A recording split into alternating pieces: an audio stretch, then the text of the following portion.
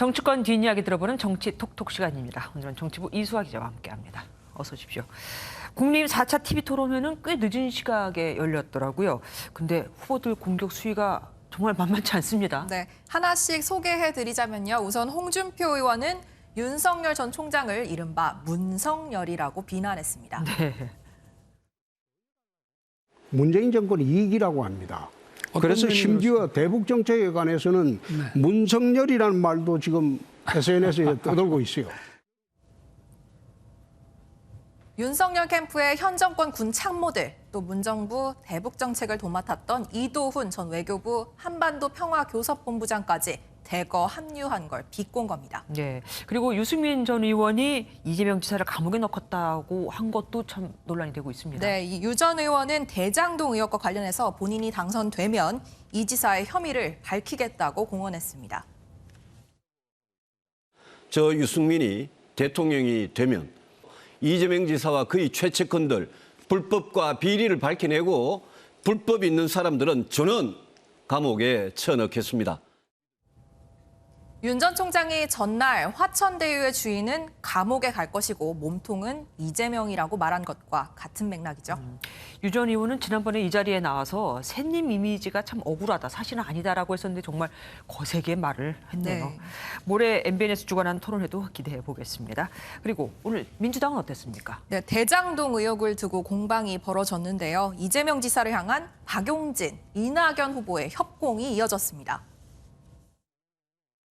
그 썩은 악취가 진동을 하고요. 제2의 LH 사태인 줄 알았더니 더 나아가서 제2의 수소 사태에 맞먹는 서로 감싸주고 범죄가 이루어지고 하는 그 현장, 문자 그대로 복마전 같은 느낌이 들어요. 제가 답변할 시간을 좀 주세요. 예. 아니 경찰 취조하는 것도 아닌데 그런 식으로. 네, 보시다시피 모두 웃고 있지만 세 사람 간 신경전 느껴지시죠? 네, 뭐 웃는 게 아니죠. 대장동 얘기가 나온 김에 곽상도 의원 아들이 조기 축구에서 활발한 활동을 했다는 것도 얘기가 되고 있던데 이건 왜 그렇습니까? 네, 이 50억 논란에 대해서 곽 의원 아들 곽평채 씨가 이 업무 스트레스로 이명과 어지럼증이 심했고 산재위로금 명목으로 더 받은 거라고 해명을 했죠. 그랬었죠. 그런데 지난 2018년부터 지난해 사이 40번 넘게 서울 송파 한 아파트에 조기 축구에 나간 것으로 확인됐습니다. 네. 산재를 호소하던 같은 시기 격렬한 스포츠 참여는 가능했다는 얘기가 되는데요. 해당 축구의 온라인 카페에는 조기 축구 회원의 아버지가 당선됐다며 곽상도 의원의 지난 2016년 총선 당선을 축하하는 글도 올라와 있습니다. 관련해서 강민진 청년정의당 대표는요. 열심히 일했다던 곽 씨가 알고 보니 조기 축구 히어로였다며 SNS 글을 올렸고요. 이동학 민주당 최고위원은 몸상해가며 일한 사람이 아침에는 펄펄 날았다니 신기하다며 비판에 가세했습니다. 예. 그러면은 곽 의원이나 그 아들은 뭐 입장 내놓은 게 있습니까? 네, 곽 의원 측은 드릴 말씀이 없다고 집답을 피한 것으로 전해집니다. 네.